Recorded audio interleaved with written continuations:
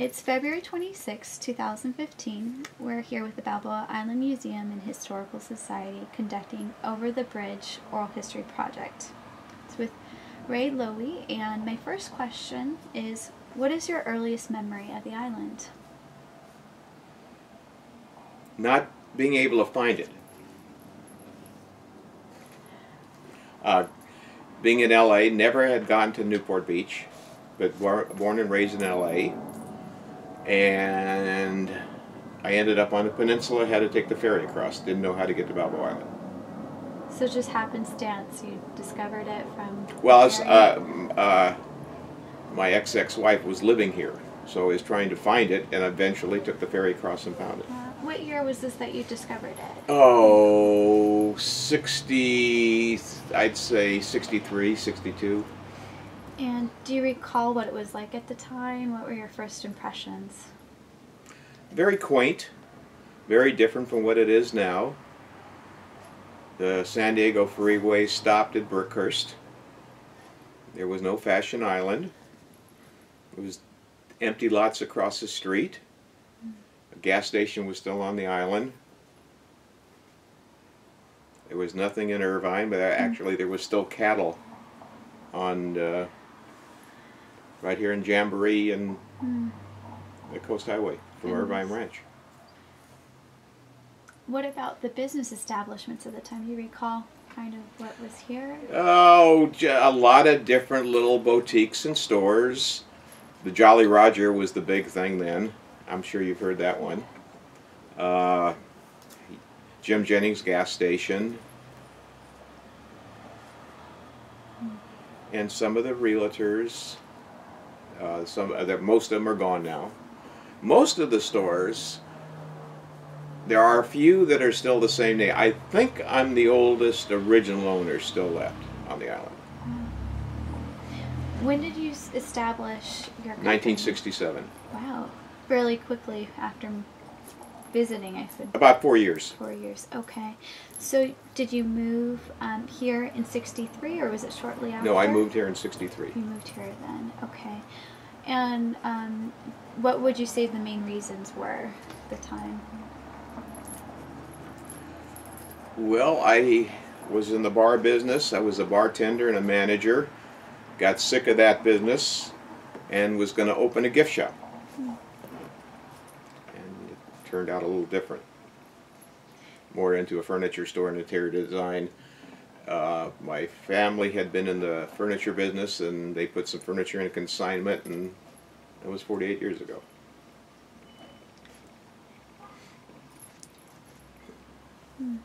Would you share why the island holds a special place in your heart? A lifestyle that I didn't, by growing up in LA, that I didn't think was possible. My son was born here. And just a very, at that time, much more laid-back way of life than it is now. But it's been good and bad. 4 recessions later, when I still come down across the bridge or up Marguerite and look at the ocean, thinking pretty lucky. Do you ever get a certain feeling crossing over that bridge? Oh yeah, lucky. Just lucky to be here. Is it pretty much every time you feel oh yeah, sense that? Absolutely. Yeah, it's a very typical. With your son having grown up here, did he participate in local organizations like BIYC and just kind of anything? No, he does his own thing. He is a graphic artist, graphic design. He does a lot of work for the Corona del Mar Chamber of Commerce. So has the artistic background as well, the eye for art. And yes, in his own way. Shared passion. Let's see here. Would you have any Balboa Island stories that bring back fond memories of your childhood or the inner child in you? Just being able to walk the island, fishing off the little island seawall.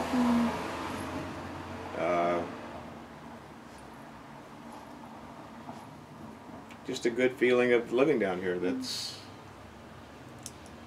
Has the fishing changed much? I have no idea. I Yeah. haven't fished in years. And how about the visitors and just kind of the community itself? Like, Oh, that's changed completely. When I first opened the store, it was much more winter and summer. The majority of people that had houses on the island were second residents. The majority of them at that time were from Pasadena, La Cañada, La Crescenta area, Glendale. And at that time, a lot of college students from UCI. But over the years, that has slowly changed to where it's 80 or 90% permanent residents now. how do you think that's changed kind of business on Marine Avenue with the shift in? Well, it's hard to say because we've gone through 4 recessions that have hurt drastically on the island and every place else. I think it's still recovering. I think we have 2 or 3 or 4 vacancies right now, which we haven't had in a long, long time.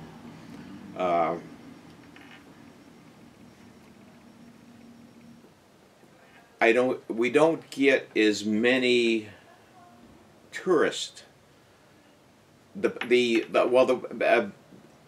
having the rentals cut down, you don't get as many people coming for 1 and 2 and 3 and 4 weeks as we used to. So I think that hurts business a little bit. We get more day visitors than we do long-time rentals, which the peninsula still gets there 1 and 2 weeks, and so I think that's made a major difference to the composite of the island. Absolutely. And also the nature of the houses have changed too with remodeling. Do you have a personal feeling the way the physical changes have taken place? Do you have Well, any I think it was reaction? inevitable that a lot of the old shacks were torn down. They had to be. You couldn't pass building codes and everything. When I first came to the island, having a duplex was a premium, and it was selling more than a single-family home. When real estate started getting more expensive, then everybody started building without a rental, and so that you don't have as many rentals in that respect. So that's the major change I can see in the. There's only so many pieces of property on the island, Right. but it has changed with there's not as many apartments as there used to be. So you see less of an influx of students here? Oh, that- definitely. Right. That's gone away years ago. Okay. Because part of it is the rentals are so expensive. Really does change in a neighborhood when you have Well, those sure. changes. Years ago, there used to be 4, 5, 6 kids living in an apartment, and that's basically all gone away. We've met with some of these people who have stayed here, recall their college days. So I it's get them all the fun to- time. They yeah. were here as a kid. They went to school here. We still get a lot of people that will rent places on the island as they're renting homes. I mean, remodeling homes, or first-time buyers. I'm doing one for some people down in San Juan Capistrano where the house is being built, so they're living on the island, and that happens all the time. I see. This island's known for its memories that it's created during the holiday season. Oh, So would you have a special holiday memory that... just you can share? decorating my house on Christmas. Great 4th of July parties when we used to be able to do fireworks on the island. And do you see all those community potlucks still taking place, or kind of... Not as less- much as years ago. Okay. But there's definitely a sense where this is a gathering place for Orange County in general during these holiday seasons. Oh, I'm quite sorry, I forgot another incredible, one. the parades and Halloween. that's right. Halloween's, I don't think there's any place in Southern California that's bigger than Balboa Island on Halloween. People come from everywhere and bring their kids. Incredible. And then the Christmas boat parade is big. 4th of July is much bigger on the peninsula than it is here.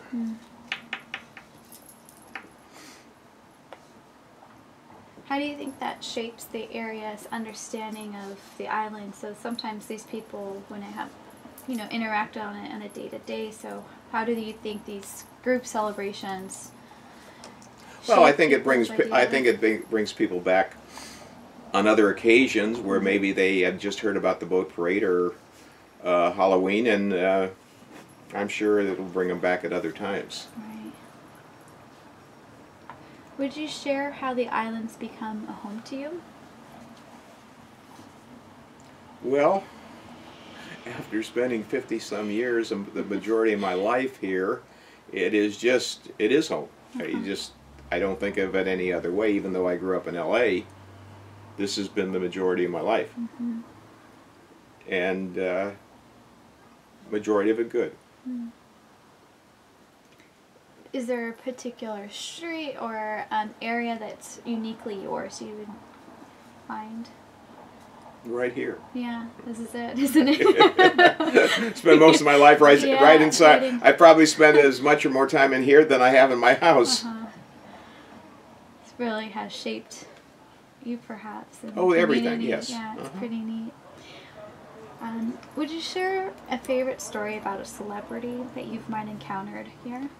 Well, I've had a few through the store.